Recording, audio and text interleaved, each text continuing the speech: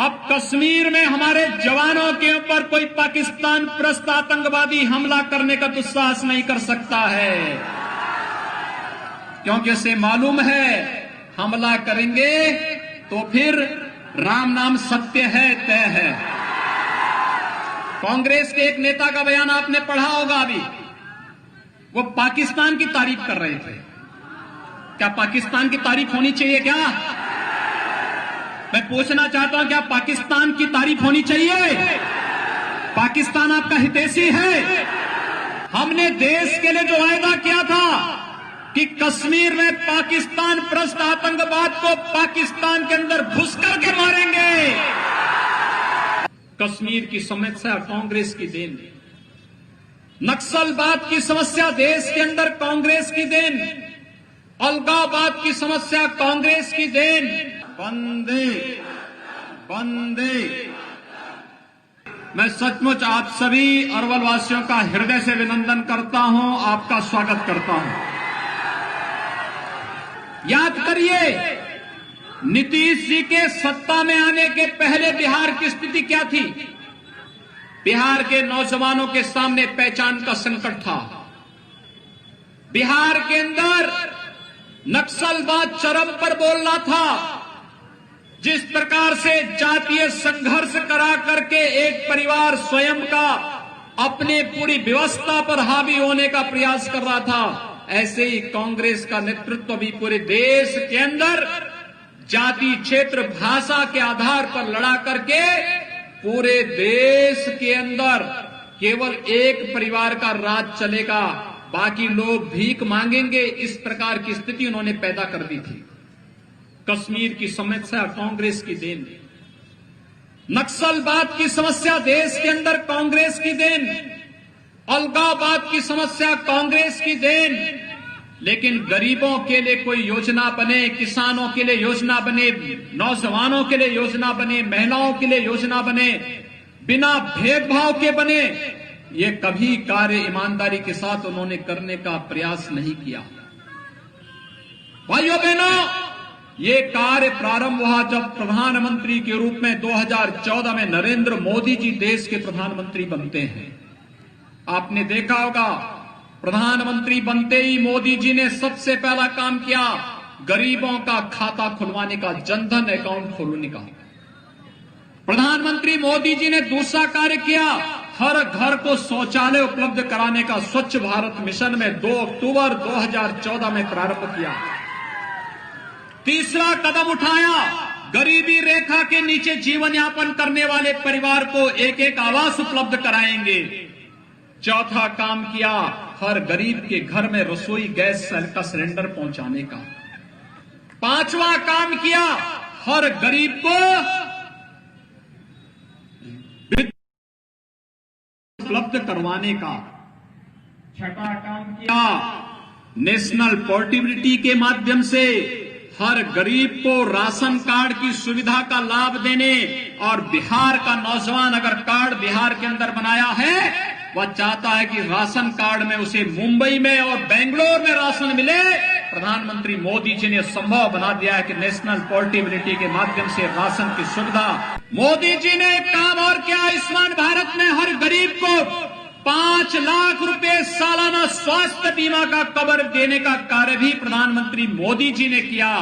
और प्रधानमंत्री मोदी जी ने हर किसान को 2,000 रुपए, 6,000 रुपए सालाना देने का कार्य भी अगर किसी ने क्या, प्रधानमंत्री मोदी जी ने प्रधानमंत्री किसान सम्मान निधि में दिया।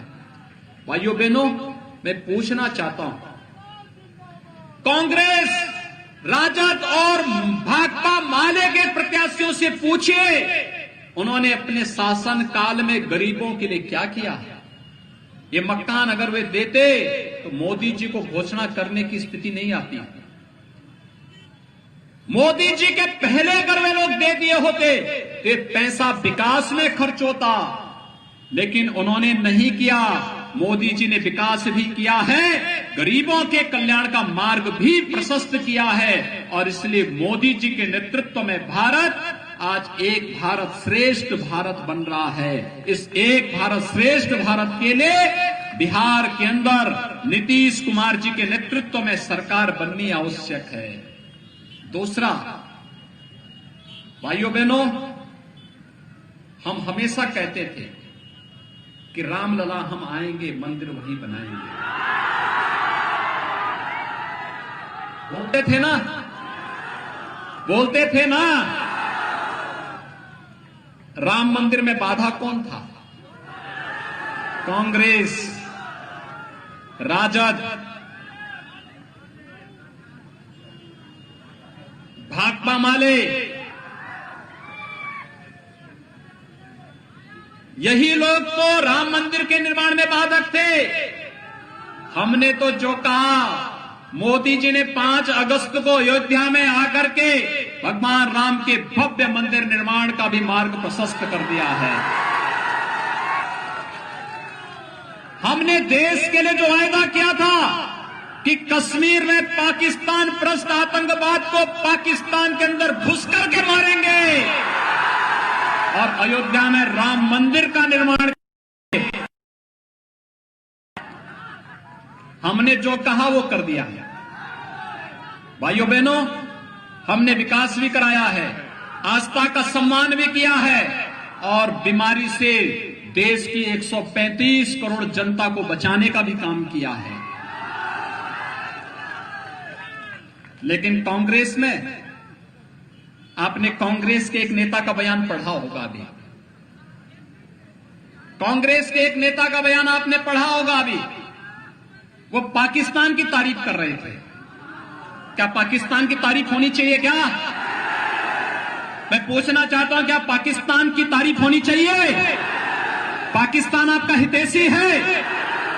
फिर कांग्रेस के नेता पाकिस्तान के पक्ष में क्यों बोल रहे हैं?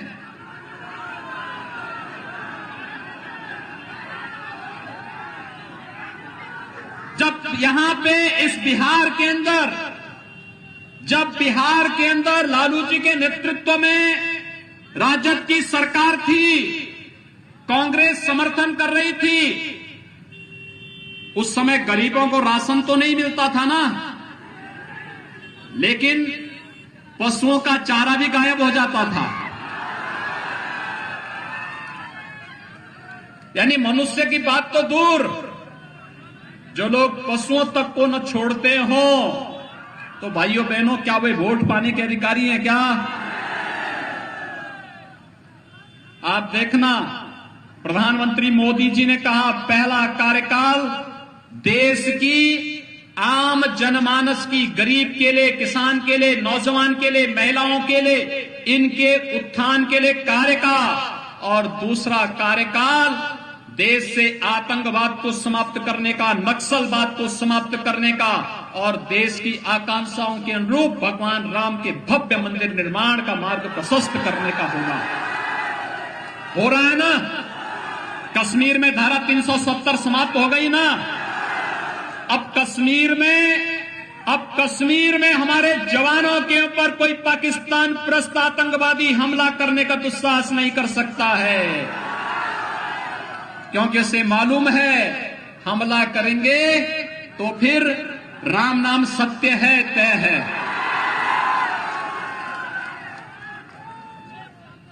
ये भी तय है ना।